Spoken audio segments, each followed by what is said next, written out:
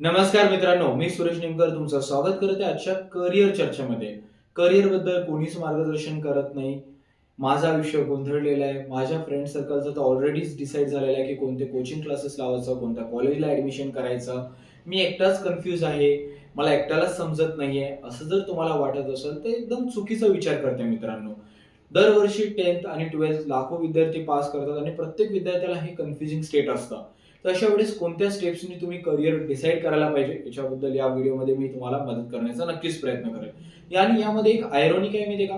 तुम्हाला सगळेजण विचारतात की तू काय करणार आहेस, पण कोणी पण बोलवून समजून सांगत नाही. तुम्हाला शेजारचे काका, काकू, तुमची मावशी, आत्या, मामा, मामी कोणी पण विचारत असेल, "अरे आता 10वी झालं, पुढे आर्ट्स घेणार आहे, सायन्स घेणार आहे की कॉमर्स घेणार आहे? काय घेणार आहे? काय डिसाईड केलं? कुठे कोचिंग क्लासेस लावणार?" प्रश्न तर सगळेजण करताय. पण कोणी असंच म्हणणारच नाही की "सूरज ये बरं माझ्या घरी, आपण बसू, व्यवस्थित डिस्कस करून बघू तुझं भविष्य काय करायला पाहिजे." याबद्दल कोणी असा एवढा डिटेल किंवा डीप विचार करत नाही. So don't worry about that. शेवटी आपणच आहे आपल्या जीवनाचा शिल्पकार. है ना, डॉक्टर बाबासाहेब आंबेडकर म्हणतात. आणि नक्कीच आपणच स्वतः डिसाईड करायला पाहिजे. कारण पुढे चालून कोणाच्या नावावर खापर फोडणं किंवा मला त्या ताईनं सांगितलं होतं आणि त्या काकांनी सांगितलं होतं असं बोलण्यात काहीही अर्थ उरत नाही. तर मला असं वाटतं तुमचं रिसर्च तुम्हीच करायला पाहिजे आणि त्याचे एक बेसिक 3 सिंपल स्टेप्स आहेत. मी थोडं व्यवस्थित डिटेलमध्ये जातो आणि व्यवस्थित समजून सांगण्याचा प्रयत्न करतो. पहिलं आहे मित्रांनो, आपण किती पाण्यात आहे हे आपल्याला स्वतःला माहीत असतं. तर म्हणून आपला इंटरेस्ट काय या गोष्टी थोड्याशा लिहून ठेवा की कोणते टॉप सब्जेक्ट आहे, म्हणजे तुमचे फेवरेट सब्जेक्ट कोणते आहे.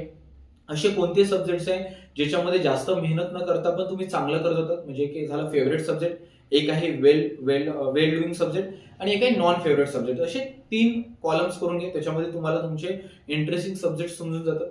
आता जे इंटरेस्टिंग सब्जेक्ट्स आहे किंवा फेवरेट सब्जेक्ट आहे त्याच्या रिलेटेड कोणकोणत्या फील्ड्स आहेत त्या बघा आणि ते लक्षात आल्यानंतर तुम्हाला लक्षात येतं की हां, या फील्डमध्ये मी काम करू शकतो. पण आता एक सगळ्यात महत्त्वाचं आहे. इथे कुठे-कुठे ना कॉन्ट्रोव्हर्सी होऊन जातं की मला इंजिनिअरिंगकडे तर जायचंय पण माझा मॅथ कच्चा आहे.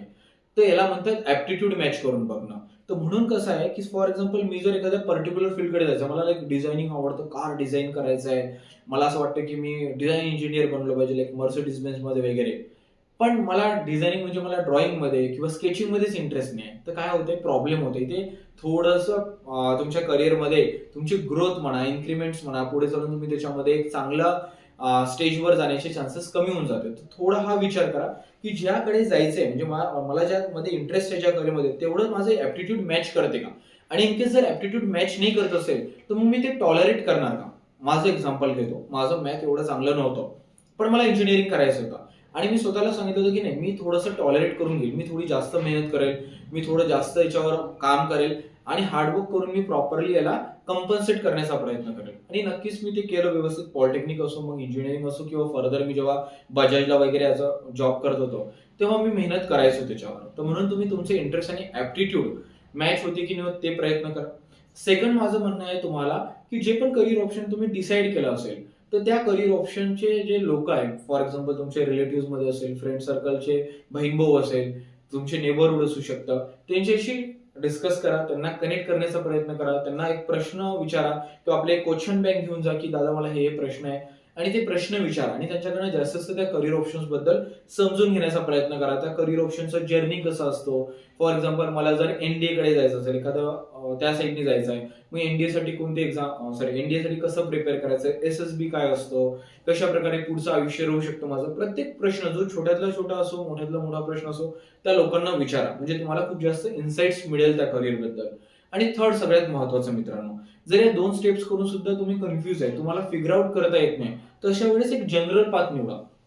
फॉर एक्झाम्पल तुम्ही डिसाईड करू शकत नाहीये की मला खरंच सिव्हिल सर्व्हिसेसकडे जायचंय की जस्ट मी युट्यूबवर शॉर्ट्स वगैरे बघून मोटिवेट झालोय.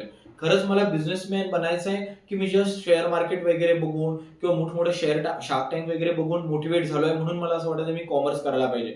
तशा कन्फ्युजिंग स्टेटमध्ये मी म्हणेल की असं करिअर ऑप्शन किंवा असं स्ट्रीम तुम्ही सिलेक्ट करा ज्याच्यानंतर तुम्हाला मॅक्झिमम करिअर ऑप्शन्स अवेलेबल राहणार. सो फॉर एक्झाम्पल तुम्ही कॉमर्स आर्ट्समध्ये कन्फ्युज आहे तर तुम्ही मग सायन्सकडे जायला पाहिजे. कारण सायन्समधून तुम्ही आर्ट्सचे पण करिअर ऑप्शन ऑप्ट करू शकता 12वी नंतर किंवा कॉमर्सचे पण करू शकता. तर अशा वेळी जनरल पाथ निवडा म्हणजे जास्तीत जास्त तुमच्याकडे ऑप्शन्स अवेलेबल राहणार. तर या तिन्ही स्टेप्स तुम्ही फॉलो करा. आय होप तुम्हाला मदत होईल याच्यामध्ये. जर तरी पण काही करिअर कन्फ्युजन असेल तरी पण समजत नसेल तर खाली दिलेला गुगल फॉर्म म्हणजे कमेंट बॉक्समध्ये म्हणा किंवा डिस्क्रिप्शन बॉक्समध्ये तो फिल करा. माझी टीम म्हणा किंवा पर्सनली मीच तुमच्याशी कनेक्ट करून तुमचे डाऊट समजण्याचा आणि तुम्हाला तिथे मदत करण्याचा नक्कीच प्रयत्न करेल. आय होप हा व्हिडिओ हेल्पफुल असेल तर जास्तीत आपल्या फ्रेंड सर्कल सोबत शेअर करा. मी नेहमी म्हणत नाही की चॅनलला सबस्क्राईब करा, पण मित्रांनो सबस्क्राईब करून ठेवा जेणेकरून पॉलिटेक्निक ऍडमिशन प्रोसेस असो, 11-12चा ऍडमिशन प्रोसेस असो किंवा इंजिनिअरिंगचे कॉलेजेस बद्दल असो, प्रत्येक गोष्टी आपण इथे अपडेट करत राहतो टाइम टू टाइम आणि तुम्हाला खरी माहिती देण्याचा प्रयत्न करतो. सो नक्कीच हेल्पफुल राहणार तुमच्या जर्नीमध्ये. Wish you all the best and thank you video बघण्यासाठी.